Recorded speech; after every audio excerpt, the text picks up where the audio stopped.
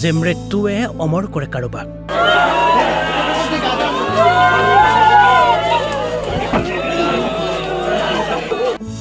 যে মৃত্যুৱে ঈৰ্ষা জগায় হাজাৰজনক।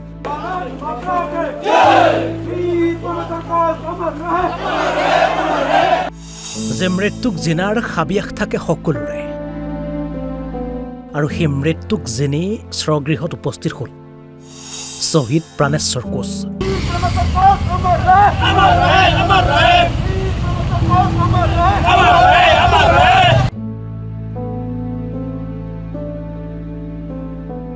ভাৰত মাতৃৰ গৌৰৱময় সন্তান এয়া প্ৰাণেশ্বৰ কোচৰ নশ্বৰ দেশ।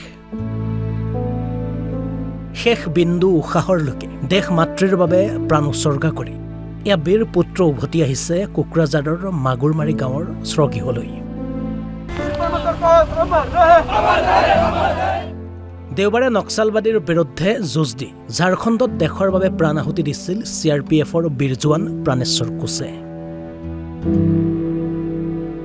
বীৰত্বৰে নক্সালবাদীৰ বিৰুদ্ধে যুঁজ দি স্বগৃহত প্ৰাণেশ্বৰৰ নশ্বৰ দেশ উপস্থিত হোৱাৰ পাছতেই বেৰ বাট নোপোৱা পৰিৱেশ।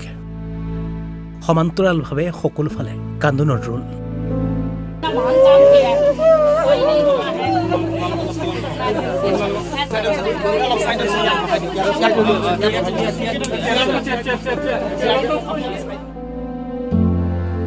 অৱশেষত ৰাষ্ট্ৰীয় মৰ্যাদাৰে এনেদৰে CRPFৰ ফালৰ পৰা শেষ শ্ৰদ্ধাঞ্জলি জনোৱা হয় বীৰ জোৱান প্ৰাণেশ্বৰ কোচক। মোৰ হাজবেণ্ডে ইমান বাহাদুৰি কাম কৰিছে, এইটোৱে মই আৰু চলুট কৰিম আৰু যাতে ইয়াৰ জীৱনটো সুখ শান্তি স্বৰ্গত কিবা পাওক আৰু মুক্তি পাওক, এইটোৱে মোৰ আৰু ক'ব লগা। আৰু দুখো লাগিছে, বহুত দুখ লাগিছে, ইমান কষ্ট কৰি আছিলে, এতিয়া কি কৰিব আৰু উপায় নাই আৰু নিজে বাহাদুৰিটো আৰু দেশৰ কাৰণে সেৱা কৰি কিনি। আপোনালোকৰ ল'ৰা কেইটা? এটা। কিমান বছৰ হৈছে তাৰ? 5 বছৰ।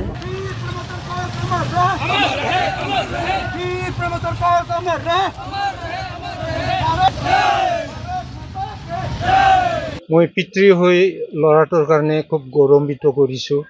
গোটেই ৰাইজে ওলাইছে আৰু ধৰক ডিষ্ট্ৰিক্ট ফালৰ পৰা DCও আহি গৈছে, SDCও আহি গৈছে আৰু সিহঁতৰ ডিপাৰ্টমেণ্টৰ পৰা ডাঙৰ ডাঙৰ অফিচাৰ আহিছে। মই অৱশ্যে নাজানো কিমান ডাঙৰ অফিচাৰ আহিছে সিহঁতৰ। মই যে DC SDC এইবিলাক আহিছে, মই এইখিনিয়ে ক'ব পাৰিম। চৰকাৰৰ তৰফৰ পৰা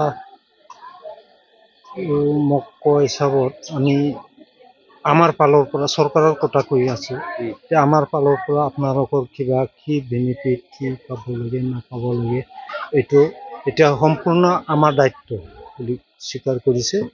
আৰু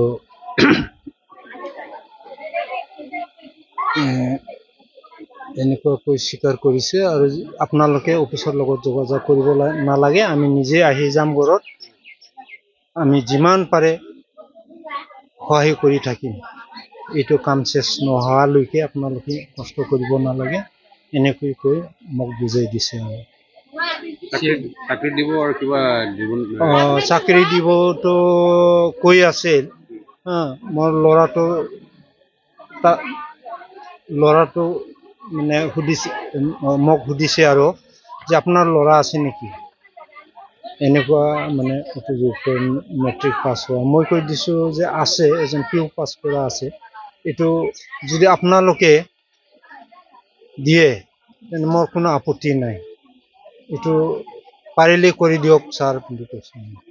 CRPFটো লৈ যাব নেকি? আৰু এতিয়াতো মই ভালকৈ ক'ব নোৱাৰিম এইটো, কিন্তু মোক খালি সুধিছে আপোনাৰ এনেকুৱা উপযুক্ত ল'ৰা আছে নেকি মেট্ৰিক পাছ, এইটো সুধিছে আৰু মই কৈ দিছোঁ যে আছে, এজন PU পাছ কৰা আছে।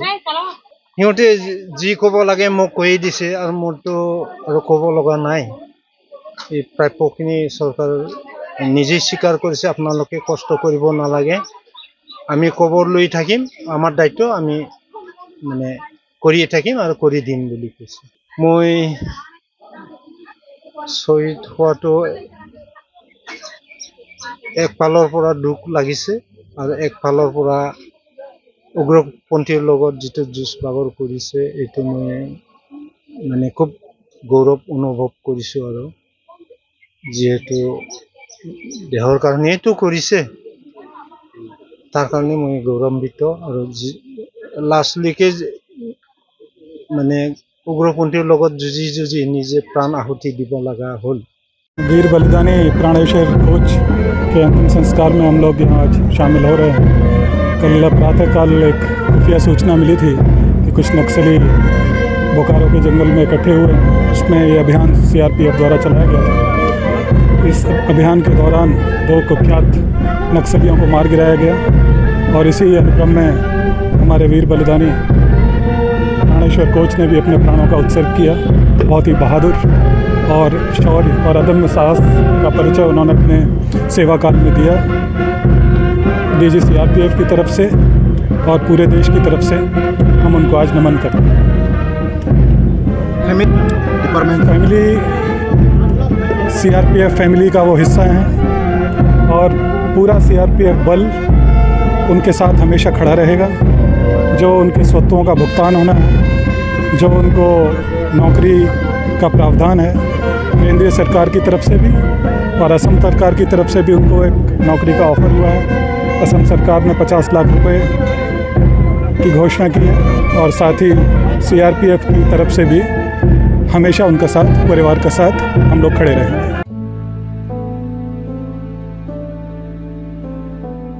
कोकराझाৰৰ পৰা কনক চন্দ্ৰ বড়োৰ ৰিপৰ্ট, অসম লাইভ 24।